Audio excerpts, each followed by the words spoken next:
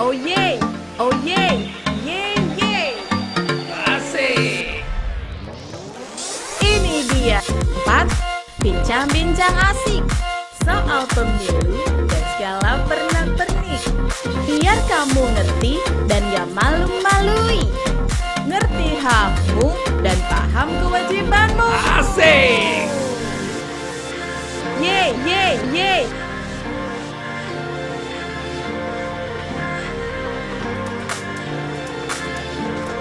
Asik. Ini podcast KPU bukan kaleng-kaleng. Mau tanya apa saja, boleh. Jangan lupa subscribe, nanti rugi sendiri. Klik loncengnya, dapat info terkini. Oh yeay.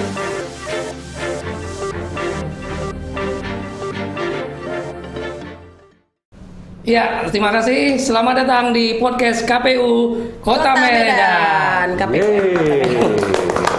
Oke, sekarang bintang tamu kita, Ya, Bang siapa Asrul. Kita belum kenalin diri ya.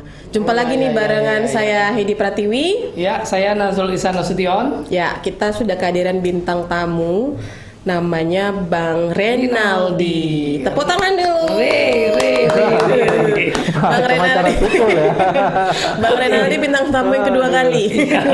Ya, beliau Karena ada favorit atau gimana? Favorit. Favorit. Iya, favorit permintaan penonton. Oke. Ya, jadi Bang Renaldi ini komisioner KPU Kota Medan Divisi Teknis Penyelenggara. Oke. Kalau udah ngomong teknis penyelenggara, berarti banyak nih Bang hal-hal yang terjadi di lapangan. Karena kan bicara teknis, Bang iya, Renaldi betul. punya pengalaman yang unik dan menarik nih Bang. Kira-kira Bang, selama teknis penyelenggaraan ini Bang, Ya. dengar-dengar katanya ada pengalaman yang unik nih yang Ya, dialami.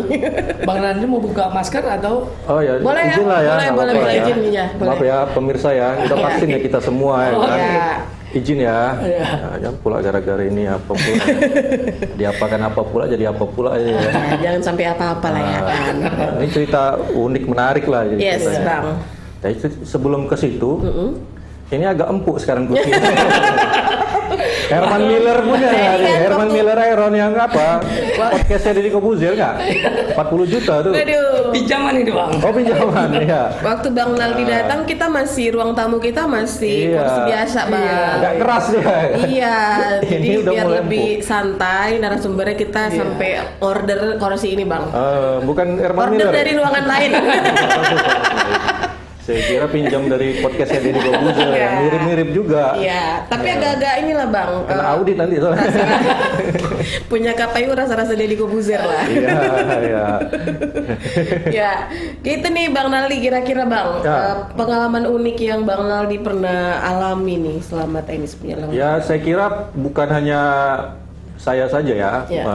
Kawan-kawan juga punya banyak pengalaman lah yang menarik lah. Ya. Yang menarik, yang kadang kalau diingat-ingat lagi kadang lucu, kadang buat ngenes juga ya kan ada lah, tapi ya itu namanya dinamika yang ada di masyarakat sebenarnya. Iya.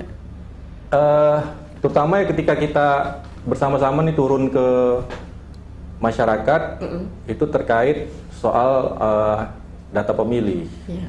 Data Tahun pemilih. berapa itu Bang? Saya masih awal-awal itu tahun-tahun 2018 itu ya. Tahun 2018 baru terpilih, langsung diminta untuk turun mendampingi petugas kita di kecamatan, di kelurahan untuk mencari nama seseorang. Jadi saat itu ingat saya daftar pemilih tetap itu di pemilu itu sudah ditetapkan. Sudah ditetapkan oleh KPU Kota Medan, lalu ditetapkan lagi tingkat provinsi dan ditetapkan lagi di KPRI. Jadi ketika penetapan di KPRI banyaklah masukan-masukan dari pemerintah, dari peserta pemilu saat itu yang menyatakan bahwa ada beberapa data pemilih yang tercoret itu masih ada orangnya seperti itu. Jadi itu diturunkan lagi lah data pemilih yang dianggap Tidak ada lagi. yang dianggap Di-cross sudah check kami ulang. coret, Iya. tapi menurut para pihak itu orangnya masih ada gitu. Kenapa dicoret? Jadi kami diminta untuk cek ulang, Ya, cek oke. ulang. Jadi kami sampling lah data itu, ada jumlahnya cukup besar ya, kita sampling, dapatlah saya bagian di daerah Medan Helvetia. Iya. Nah, kita carilah mutar-mutar keliling, agak susah ini nyari rumah warga ini, agak susah. Nomornya acak ya Pak? Nah, selain acak, ya kan, ada per-pernya. Berarti cuma di Indonesia yang ada nomor per, ya kan, misalnya 4/16 gitu kan. Ini maksudnya Itu nomor lama baru itu. maksudnya ini 1/8 atau gimana ya? Padahal kita disuruh menghitung atau 4/16 ya. Mungkin karena bingung mungkin ya. Biasa kalau genap itu kan sebelah kanan, ganjil sebelah kiri. Masalahnya ngitungnya dari mana? Dari ujung sana atau dari sini? Ya kan? Jadi dibuat kalau dari sini 4, kalau di sana 16. Jadi 4/16. Tapi itulah uniknya alamat rumah kita di di Medan ini ya. Kadang bingung kita di situ terdata nomor 16 ya kan. Kita cari sampai ujung nggak ada nomor 16. Yang ada nomor 4/16 gitu kan. Kita tanya betul nggak nih? Oh iya, yang betul 4/16 ya, dua-dua betulnya itu. Nah, ini menarik ya kan. Nah, jadi begitu kita dapat nih rumahnya kan. Saya lupa itu atas nama bapak siapa, saya tanya lah. Kebetulan ibu-ibu yang keluar ya. Bu, izin Bu, permisi, assalamualaikum. Benar Bu, ini rumahnya bapak ini, bapaknya ada. Kami tanya itu petugas kami gitu kan.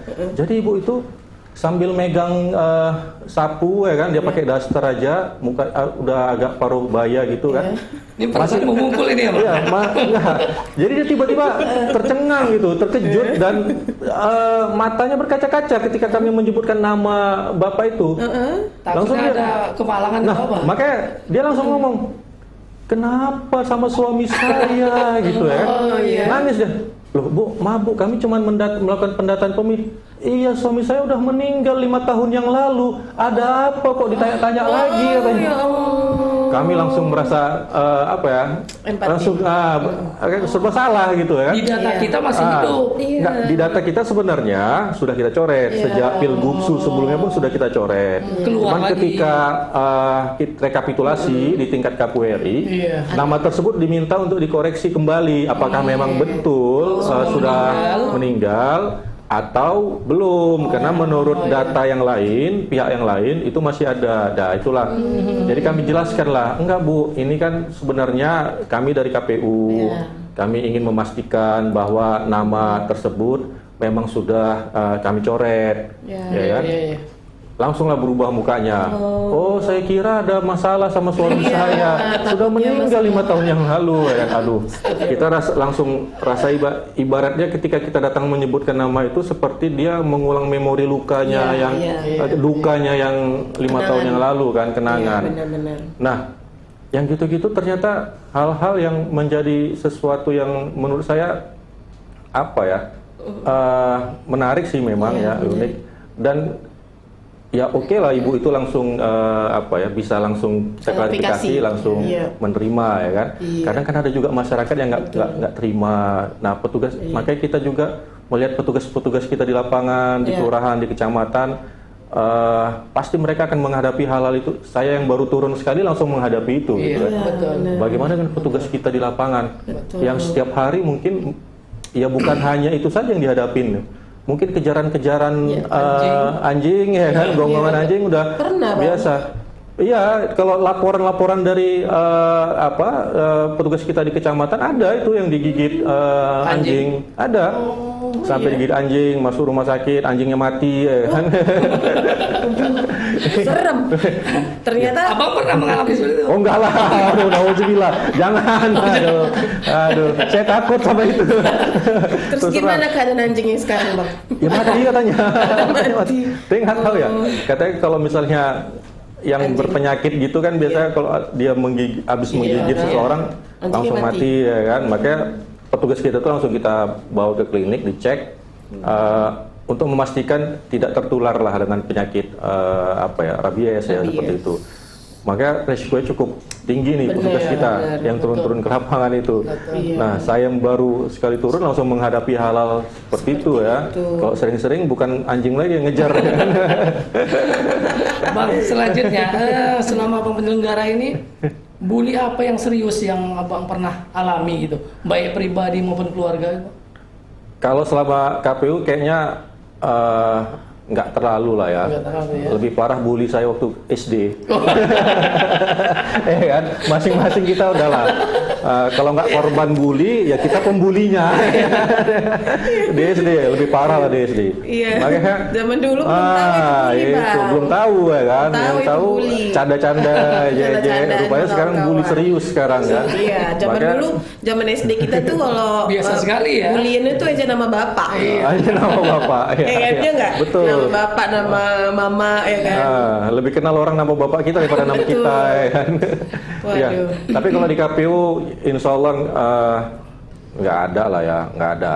Apalagi di media sosial kita lihat kalau ada yang agak-agak negatif atau menyudutkan KPU, kita langsung klarifikasi, kita bahas. Sebenarnya masyarakat ini kan, netizen ini kalau kita langsung tanggapin, mereka posisi akan menerima gitu. Yang jadi masalah ini ketika dia membuat komentar yang negatif atau bertanya sesuatu yang menurutnya serius, tidak kita tanggapin gitu.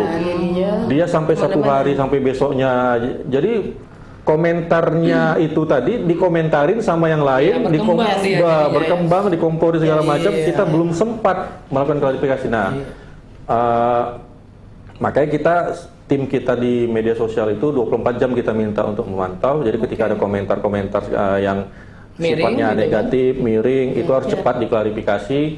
Kalau memang akunnya adalah akun bodong, hanya mencari gara-gara, hanya buat kericuan, saya pikir ya langsung saja lah di take down seperti itu kan, minta maaf agak di take down. Karena capek juga kita kan mengurusin akun-akun bodong seperti ini kan. Tapi kalau memang akunnya benar, dia warga masyarakat, terdeteksi dia memang harus ditanggapin. Sepahit apapun yang dia sampaikan, harus ditanggapin, harus disampaikan. Nggak puas juga dihubungi atau dikunjungi, kalau bisa dikunjungi, didatangin, dijelaskan gitu kan. Ada nggak yang udah sampai kayak gitu, Bang? Belum sih, belum ada. Tapi ada juga nih yang menarik nih soal mengunjungi rumah warga ini. Nah, gimana, Bang? Pernah suatu ketika kita mendatangi rumah warga di daerah Medan Maimun itu. Sebenarnya ini sih kegiatan bisa dibilang semacam seremonial gitulah gitu. Makanya kita bawa rombongan ramai KPU Medan, ada kecamatan, petugas ada pihak kecamatan, ada pihak kelurahan juga kan. Selain petugas dari KPU ada dari Pemko juga. Ramai lah kita datang di daerah Medan Maimun. Dengan PD-nya lah kita mengetok pintu rumah warga ya kan. Permisi, selamat pagi ya kan. Masih menyalakan gitu ya. Dia kan pintunya ada pintu gerbang luar, ada gerbang dalam ya kan, lapis lah. Dia nggak keluar dari dalam rumah itu aja, kami nggak nampak orangnya. Siapa katanya kan dari jauh. Dari KPU Pak, mau ini sosialisasi apa? Ada kepling nggak? Kepling. Saat itu memang ada kepling lagi apel di Pemko Medan. Kalau nggak ada kepling, jangan masuk katanya. Tunggu kepling dulu. Loh Pak, kami dari KPU Kota Medan Pak. Sama ada dari kelurahan, dari kecamatan. Seolah takut dia warnanya Bang. Oh, ya udah nanti aja tunggu kepling katanya. Waduh, kan. Jadi buyar lah, udah, kita tunggulah keplingnya. Jadi terpaksa lah kami menunggu keplingnya datang habis apel. Sekitar 30 menit lah kami nunggu di depan rumahnya. Dia di dalam aja, begitu datang keplingnya dengan tergopoh-gopoh karena dia merasa mungkin karena pihak kelurahan ada situ, kecamatan ada tergopoh-gopoh, baru dipanggilnya. Ini udah nih, sudah kepling udah datang nih, baru dibukakan pintu. Dibuka, orangnya ramah. Warga itu ramah gitu, ramah. Cuma mungkin khawatir dia gitu. Masuk katanya kan, suruh duduk, disediakan minuman, mau minum apa, kasih minuman botol, teh manis dikasih, ramah. Cuman untuk masuknya itu harus ada passwordnya, kepling. Meyakinkan ya. Kalau nggak ada kepling, nggak bisa masuk kita ke dalam, nggak bisa kita sosialisasi, ngobrol segala macam. Dan dari pihak KPU pun sangat kooperatif ya. Jadi kayak nunggu dulu. Harus ditungguin. Padahal kita udah pakai logo KPU ya kan. Nggak laku kalah sama Kepling ya kan. Saya sempat berpikir, bagus jadi Kepling aja gue. Waduh, ternyata banyak ya Bang. Sekarang ini apa yang udah sampai tahap apa lagi yang sudah dari tenis penyelenggara yang sudah dilakukan Bang? Ya, kita sih masih tahap persiapan lah ya, persiapan untuk masuk tahapan baru di pemilu nanti di bulan Juni, terutama itu verifikasi partai politik nanti. Nanti kita membuka pendaftaran, ya kan, habis itu mendaftar, verifikasi. Untuk detailnya nanti di podcast selanjutnya. Kalau detail kali nanti susah ya kan, nanti saya nggak diajak lagi, nggak diajak ada lagi. Tahapan-tahapannya. Karena sebenarnya kan Bang, kami pun agak-agak gimana gitu untuk jadi bintang tamu di ruang ini. Agak nyombong ya. Ya udah nanti kalau saya nggak laku lagi jadi narasumber, saya jadi apanya aja lah, pewawancaranya, jadi hostnya ya kan. Gantian ya Bang Asrul jadi narasumber. Boleh. Iya. Jadi banyak ternyata cerita unik. Makanya ya, nanti periode depan ikut aja daftar KPU. Iya. Boleh Bang ya? Boleh lah. ya. Sebenarnya KPU itu membutuhkan banyak perempuan-perempuan untuk aktif sebagai penyelenggara. Iya, kalau di Medan ini kan dulu pertama kali itu kan ada Ibu Nelly Armayanti, ada Evi Nopida Ginting, ya kan? Ibu Evi Nopida Ginting. Iya, sekarang KPRI. Setelah itu ada Ibu Yeni Rambe, ada Ibu Epi juga, ya kan?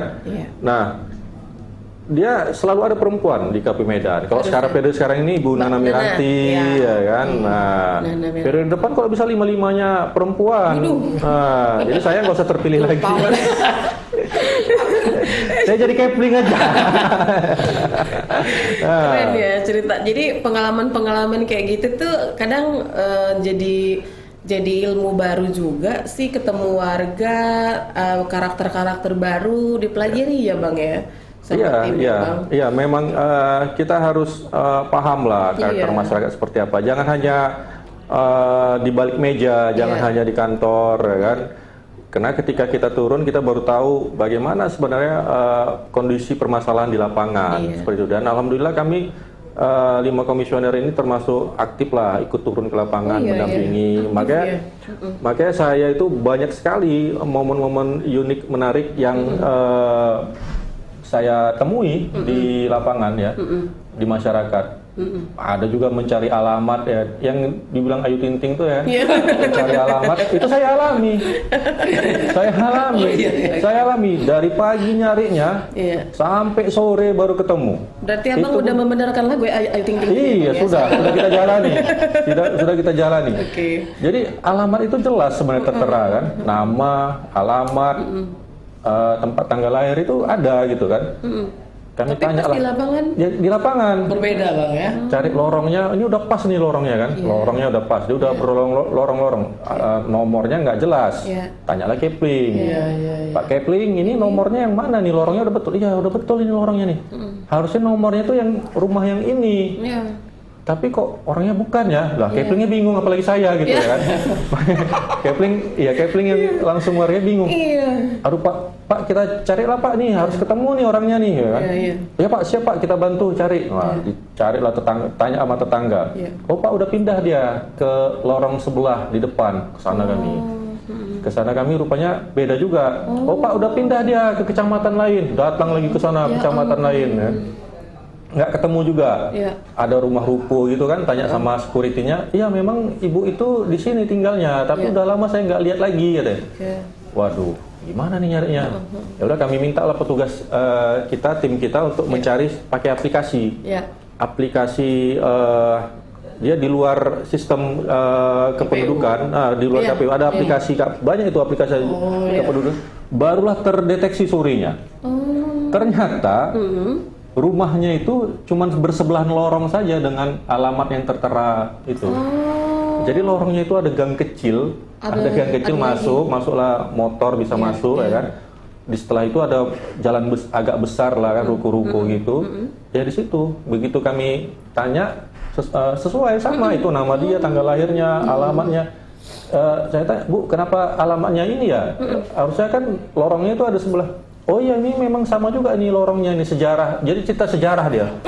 Jadi cerita sejarah. Sejarahnya dulu ya kan, tanah ini jalannya satu. Sekarang kan udah warisan dibagi-bagi. Jadi dibuatlah ada lorong ini kan.